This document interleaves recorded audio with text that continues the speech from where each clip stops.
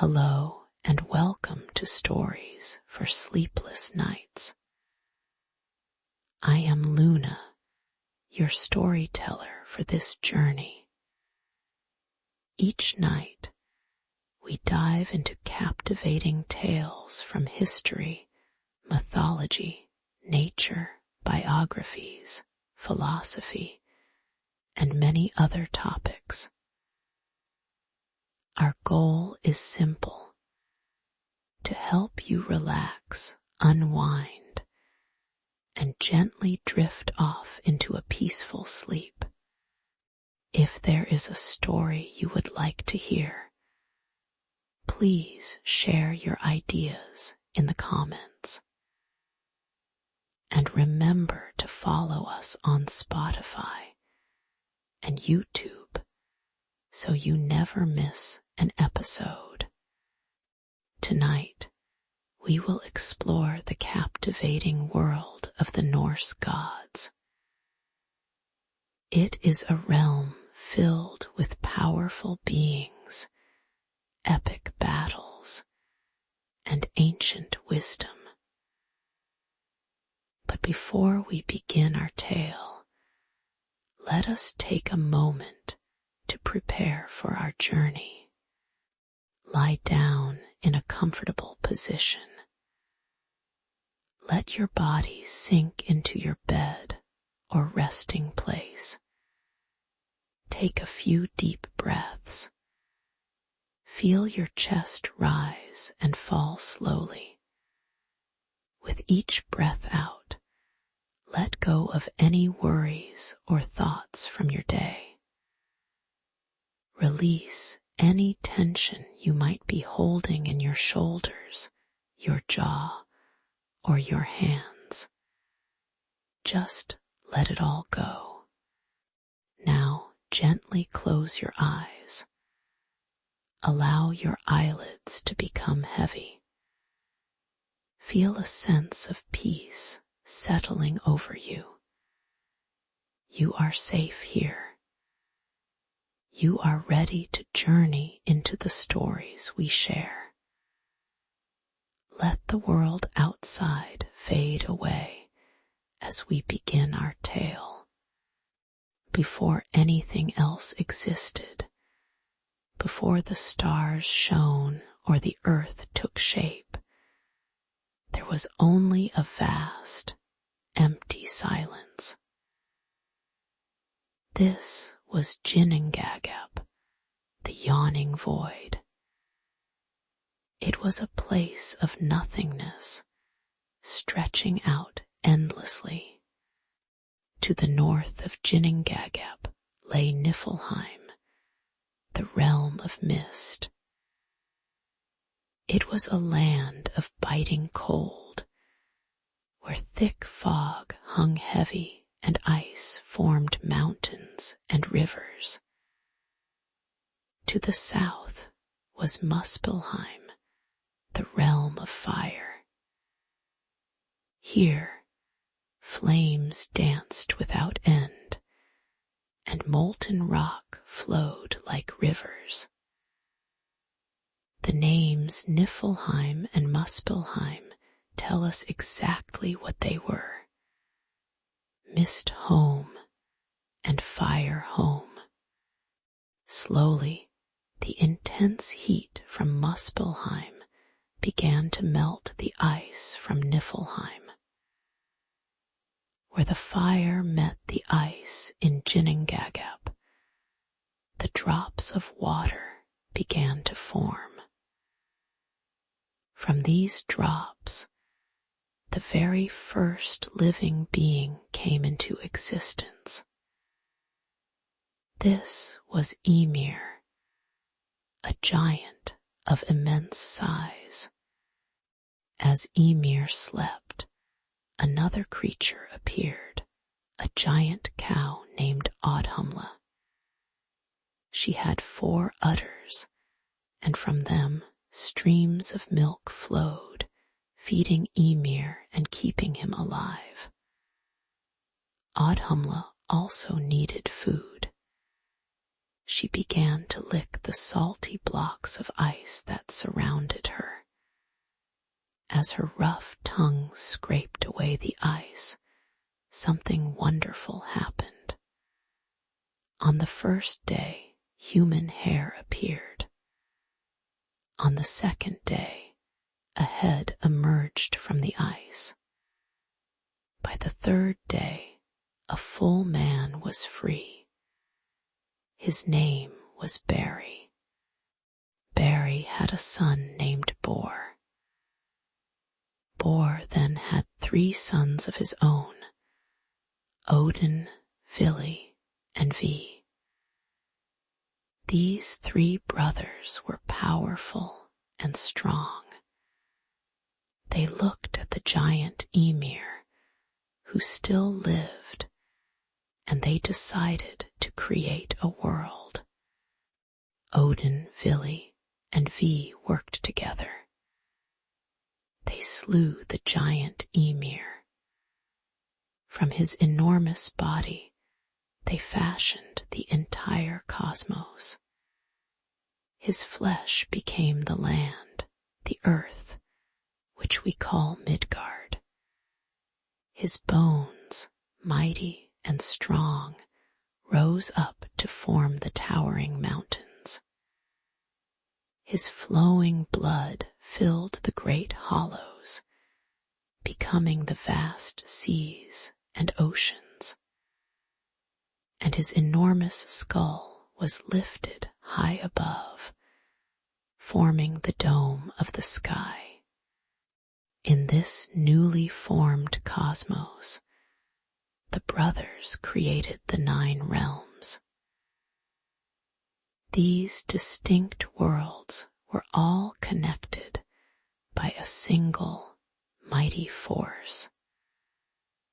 A giant ash tree called Yggdrasil, the World Tree. Its branches reached into every realm, holding the entire universe together, with the cosmos taking shape, and the mighty World Tree Yggdrasil connecting its 9 realms. Different kinds of beings began to fill these worlds. Among them were 2 main groups of gods, the Aesir and the Vanir. The Aesir were primarily gods of war, power, and sovereignty. They resided in a grand, fortified realm high in the sky called Asgard.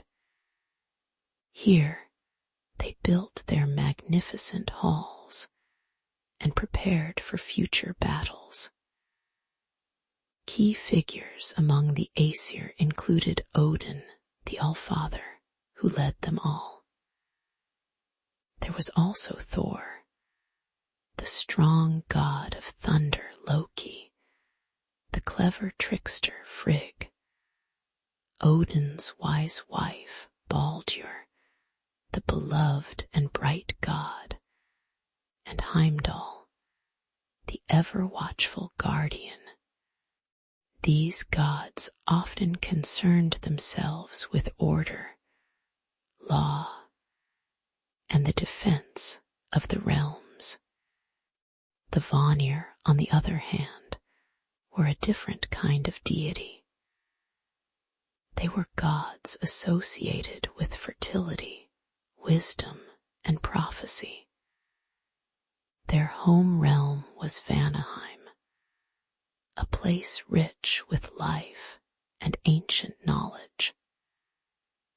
Prominent figures from the Vanir included Freya, a beautiful goddess of love, beauty, and war, her twin brother Freya, who brought good harvests and prosperity, and Njörður, the god of the sea and wealth. The Vanir were known for their deep connection to nature and their mystic arts. For a time, these two tribes of gods lived separately, but eventually a great conflict erupted between them.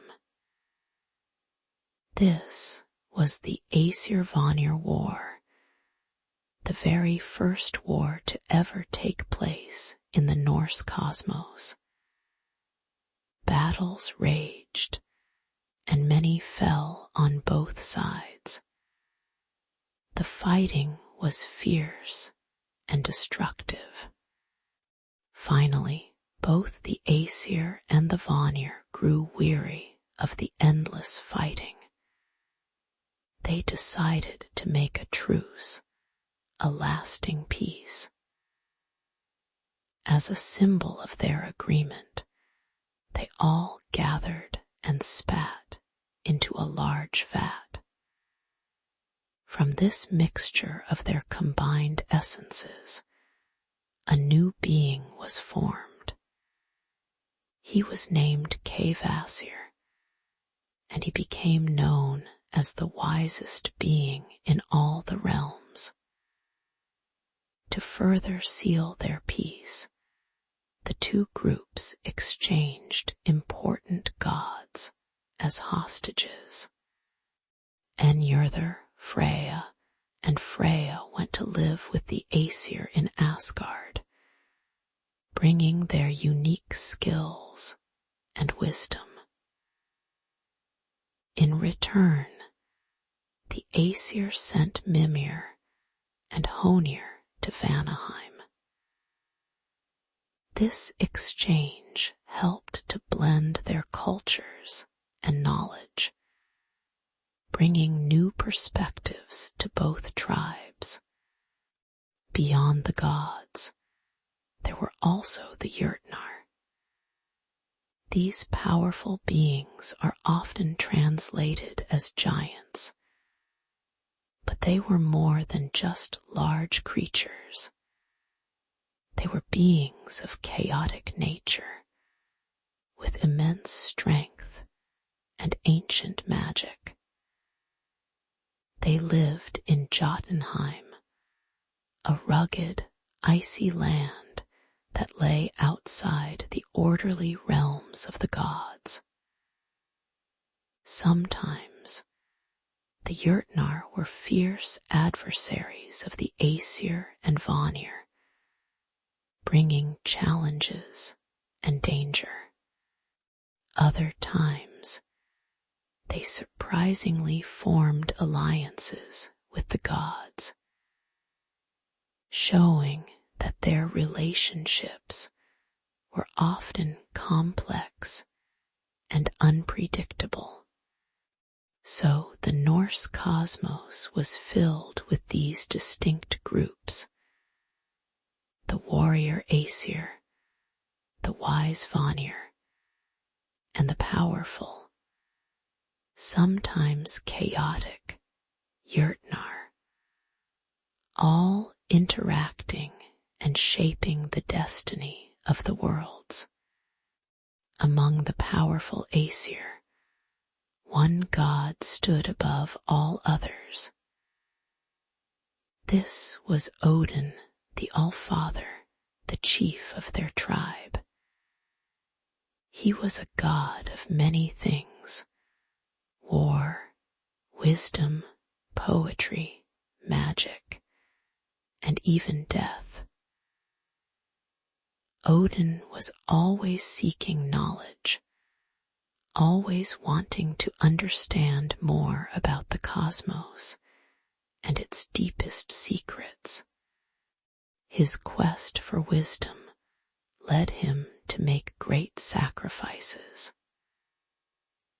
One famous story tells of him traveling to Mimir's well, a spring hidden deep beneath one of the roots of Yggdrasil, the World Tree. This well held all the wisdom of the ages. To drink from its waters, Odin had to offer something very precious. He plucked out one of his own eyes and dropped it into the well. In exchange for this great sacrifice, he was allowed to drink and gained vast cosmic insight. Another time, seeking even deeper secrets, Odin performed an even greater act of self-sacrifice. He hung himself from the mighty World Tree Yggdrasil for 9 days and 9 nights. He was pierced by his own spear, suffering greatly. Through this painful ordeal, he discovered the secret language of the runes, symbols of great power that held the keys to magic and prophecy. Odin was never truly alone. He had loyal companions who helped him in his duties.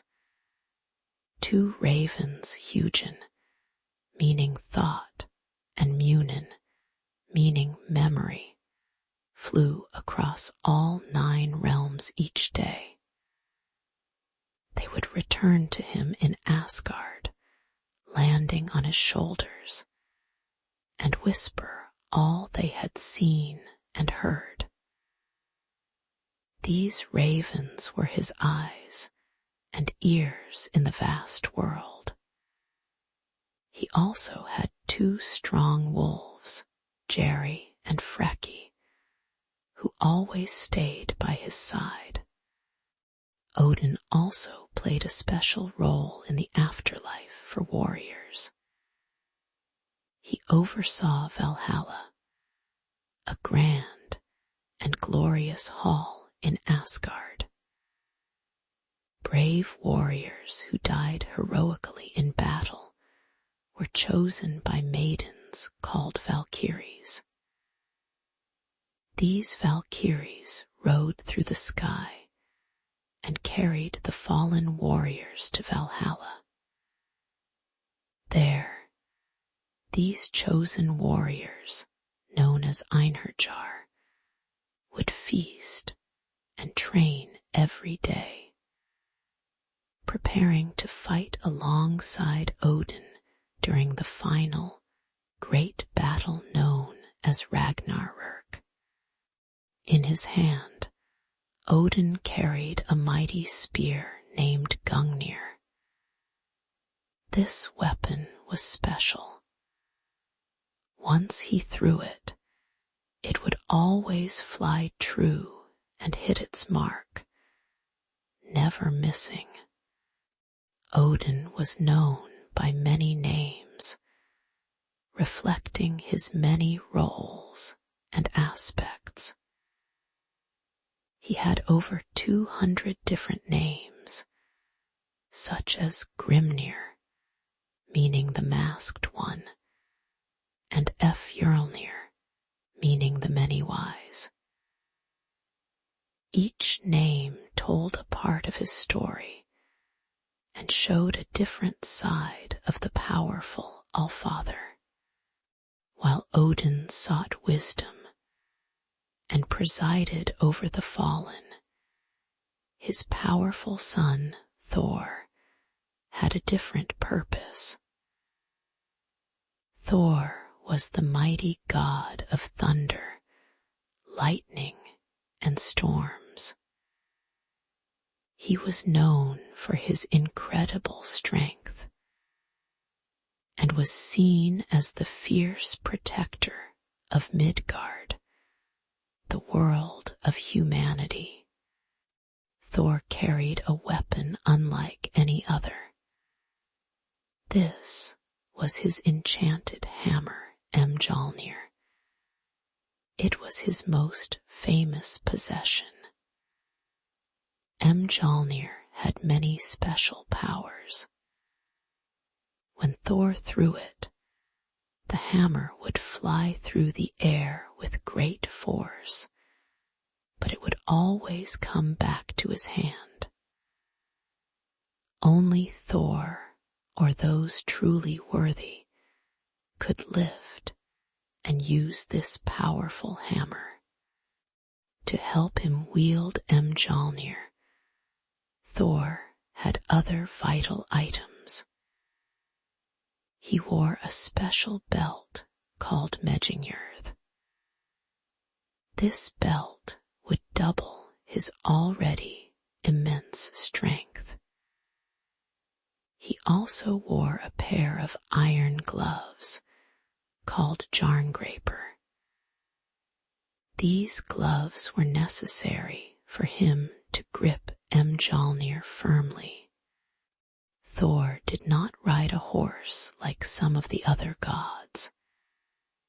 Instead, he rode in a chariot that was pulled by two powerful goats.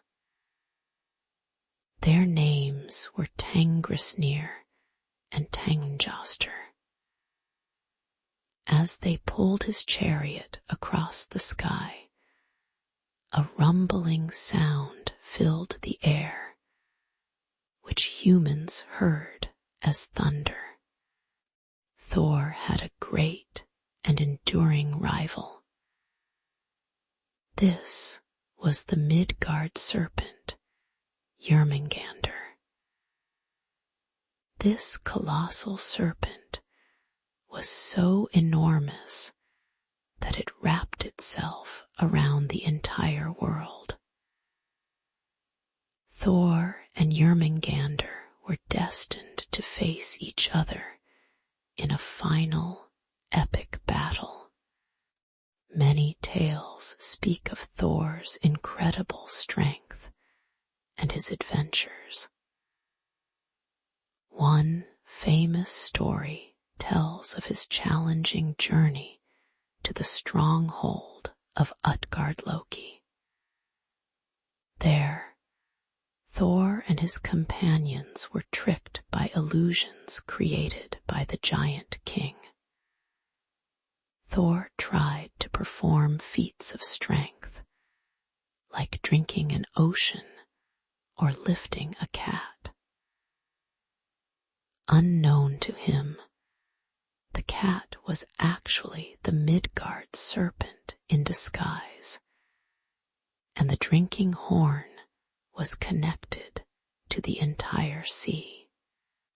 Even though he could not complete these tasks, his efforts still showed his immense power.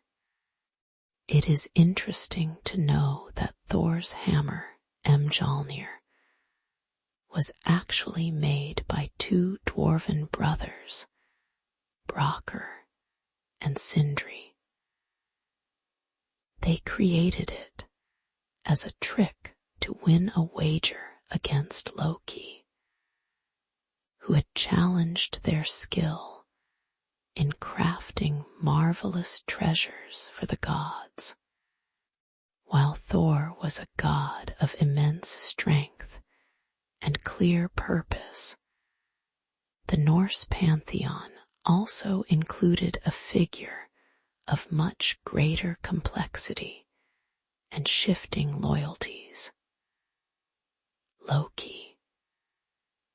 Loki was born a Jotun, a giant, but he became a blood brother to Odin himself. This made him a prominent, though often disruptive, member of the Aesir gods. Loki was known as the god of mischief, fire, and trickery. He possessed a sharp, cunning mind and was a master of shape-shifting. He could change his form into almost any animal or even another person, often using these disguises to cause trouble or to escape difficult situations. His family life was just as unusual as his nature. Loki had several remarkable offspring, there was the monstrous wolf Fenrir, a creature of immense power that the gods greatly feared. He also fathered the colossal Midgard serpent, Jörmungandr, the same serpent that Thor was fated to fight. Another child was Hel, who came to rule the gloomy underworld realm of Helheim.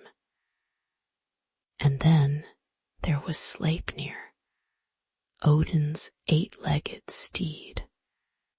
Loki, in one of his most surprising transformations, once turned into a mare and gave birth to Sleipnir, giving Odin his fastest and most loyal mount. Loki's trickery often led to far-reaching consequences, sometimes good for the gods, sometimes terrible. One story tells of how he once stole Idun's golden apples, which were the source of the gods' eternal youth.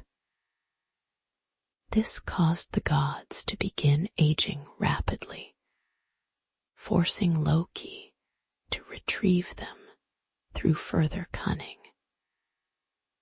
He also played a role in the acquisition of many of the gods' most famous treasures, like Odin's spear Gungnir, Thor's hammer Mjolnir, and Freya's ship Skidbladnir.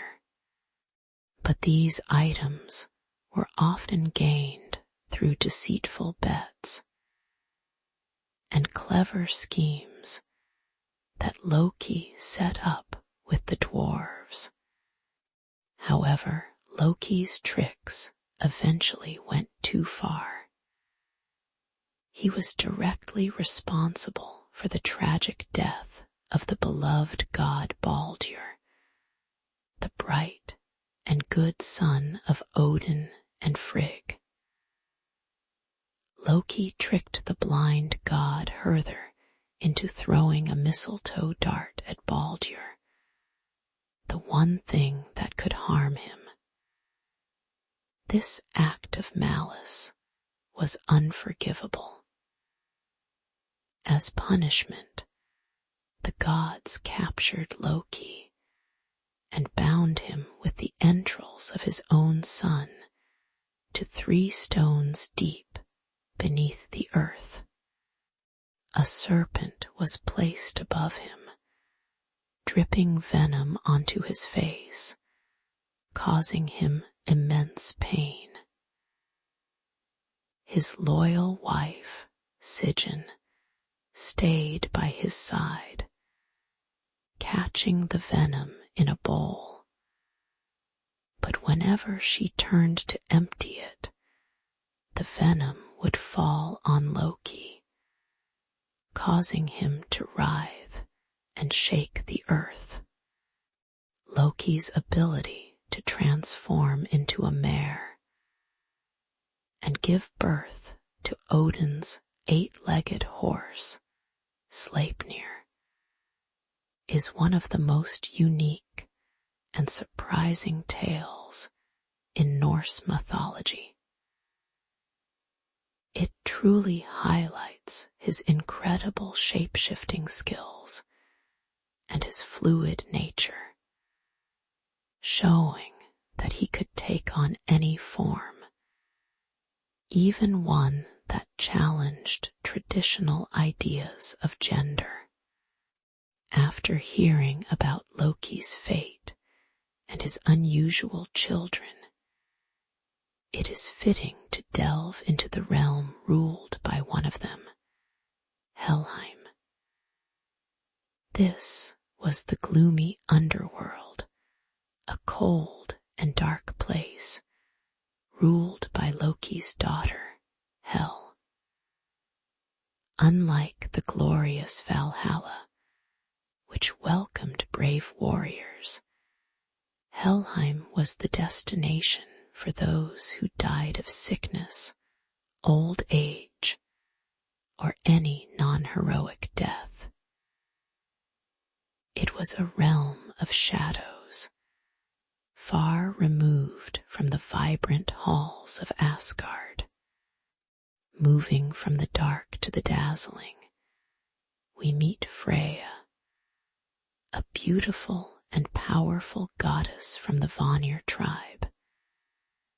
She was the goddess of love, beauty, fertility, and also of war, and a type of Norse magic called Seidr. Freya often rode in a chariot pulled by 2 large cats. She wore a precious necklace known as Brisingamen. When warriors fell in battle, Freya had her own hall called Folkvanger, where she received half of the slain.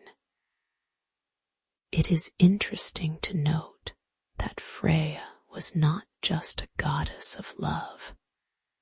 She was also a fierce warrior goddess, riding into battles and choosing her own share of the fallen.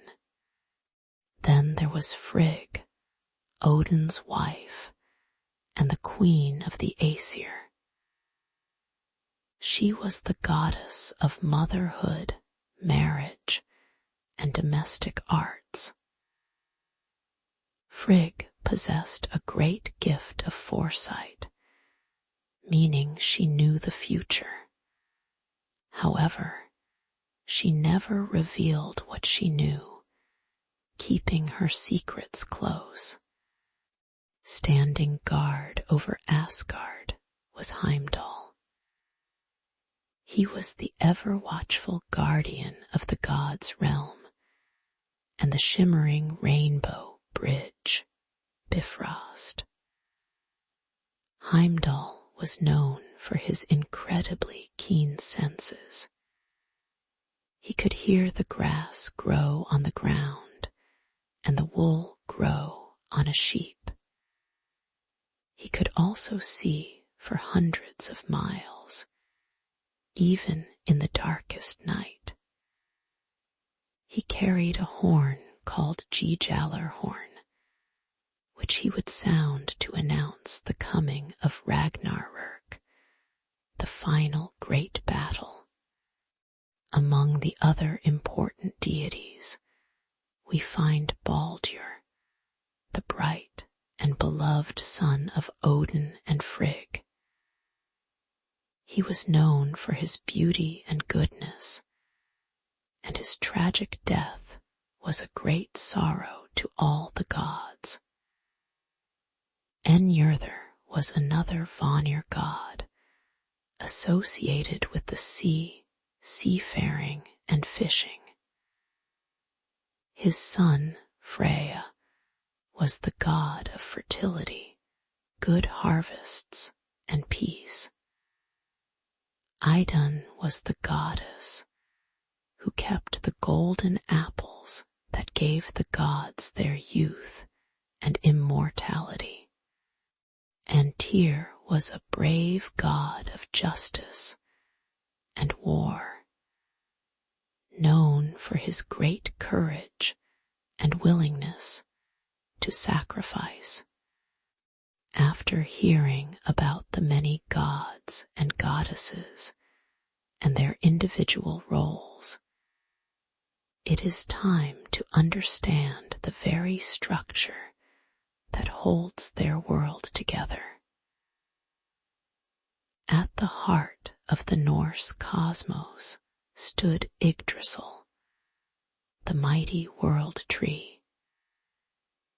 This tree was so vast, its branches reached into every corner of existence, connecting all 9 realms. Yggdrasil had 3 principal roots, each extending to a different significant realm. One root reached into Asgard, the home of the Aesir gods. Another stretched to Jotunheim, the land of the giants. The third root went deep into Niflheim, the cold and misty realm. Many creatures lived within this great tree. A fearsome dragon named Nithurgr gnawed constantly at one of its roots, trying to wear it down. A quick squirrel named Ratatoskr scampered up and down the trunk. This squirrel carried messages, often insults. Between the wise, eagle perched at the very top of Yggdrasil, and the dragon Nithurgr below. This constant running back and forth kept a cycle of cosmic arguments going. At the base of Yggdrasil's roots were important wells. One was the Well of Urd, a sacred spring where the Norns resided. The Norns were goddesses of fate, and they wove the destinies of all beings, from gods to humans, shaping the past, present, and future. Another significant well was Mimir's well, known as the source of all wisdom. Odin himself once sacrificed an eye here to gain its deep insights. Connecting Asgard to Midgard, the world of humans, was the shimmering rainbow bridge known as Bifrost. This bridge glowed with brilliant colors and served as the main pathway between the realms. It was carefully guarded by Heimdall, with his keen senses. Many powerful and important artifacts also existed within this cosmos. There was Odin's spear, Gungnir, which never missed its mark when thrown. He also had a magical ring called Draupnir, which dropped 8 new rings of equal value every 9th night. Thor's mighty hammer, Mjolnir, was a symbol of his power and his role as protector. And Freya wore her beautiful and precious necklace, Brisingamen. All of these elements played a part in the overarching concept of Weird, which means fate. It was not a strict, unchangeable destiny, but rather an intricate web of past actions that influenced the present and future. The Norns, Urd, Verdandi, and Skuld were the weavers of this web. Urd represented the past, Verdandi the present, and Skuld the future. They worked together, ensuring that the threads of destiny were always in motion, shaping the lives of all who existed within the 9 realms connected by Yggdrasil. After exploring the cosmic connections and the intricate hand of fate, we come now to the ultimate destiny foreseen by the Norns. This is Ragnarök, the most dramatic event in Norse mythology. It is not simply an end, but a great cycle of destruction followed by renewal. It means the twilight of the gods. The signs that lead to Ragnarök are ominous. The first is the Fimbulwinter.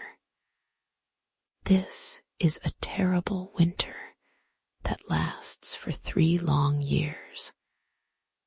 There are no summers in between. Deep snow falls from all directions, and a great cold covers the land. Humanity also suffers during this time.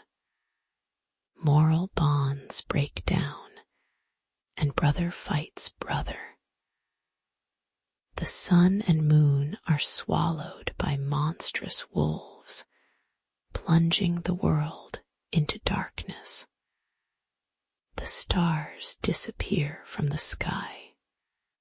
As these events unfold, the greatest threats are released.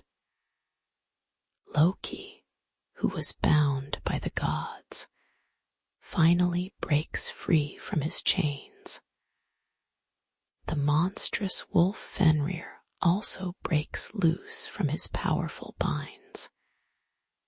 The enormous Midgard serpent, Jörmungandr, thrashes violently in the ocean, causing huge waves to crash onto the land. From Muspelheim, the fiery realm, the fire giant Surtur rides forth. He carries a sword that burns brighter than the sun. The gods gather for their final stand, knowing their fate.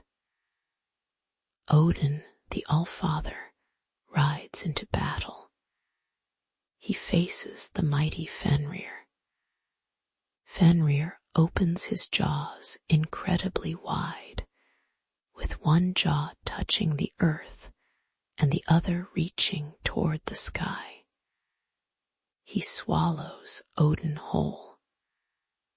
Thor confronts his ancient foe, the Midgard serpent Jörmungandr.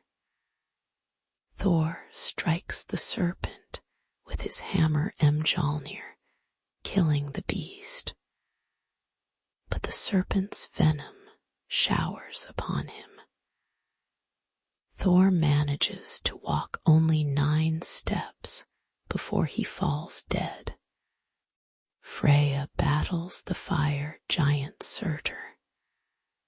Freya fights bravely, but he gave away his magical sword long ago.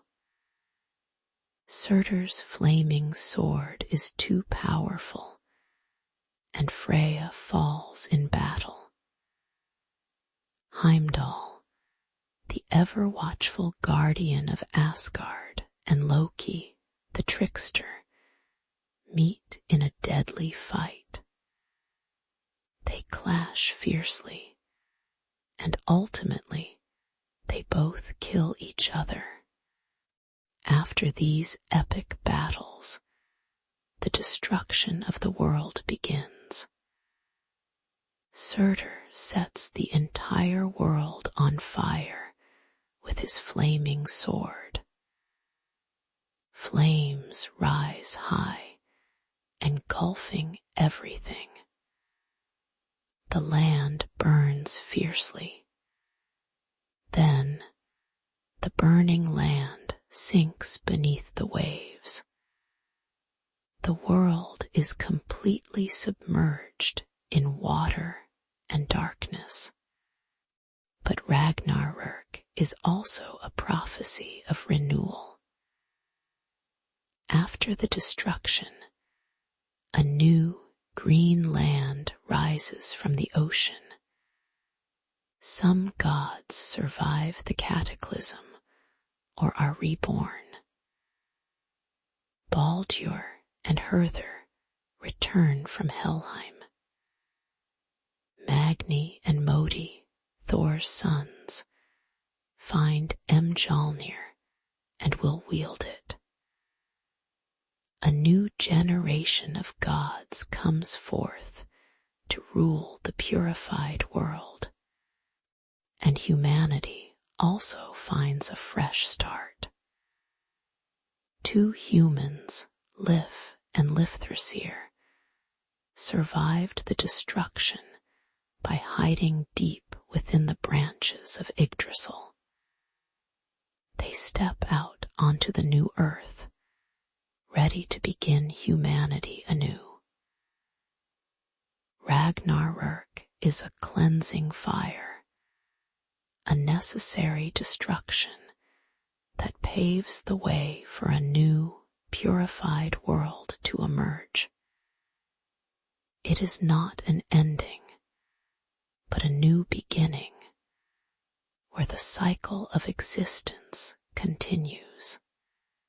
As the echoes of Ragnarök fade and a new world begins, let us also find our own renewal. Allow your body to settle even deeper into your bed or resting place. Take a moment to bring your awareness to your toes. Simply notice any sensations there. There is no need to change anything, just observe. Now, gently let your attention move from your toes into your feet. Feel the soles of your feet, the tops of your feet. Let your awareness flow up to your ankles, then into your calves. Notice any feelings in your lower legs. Move your focus upwards to your knees and then to your thighs. Feel the weight of your legs resting. Bring your attention to your hips, then to your abdomen.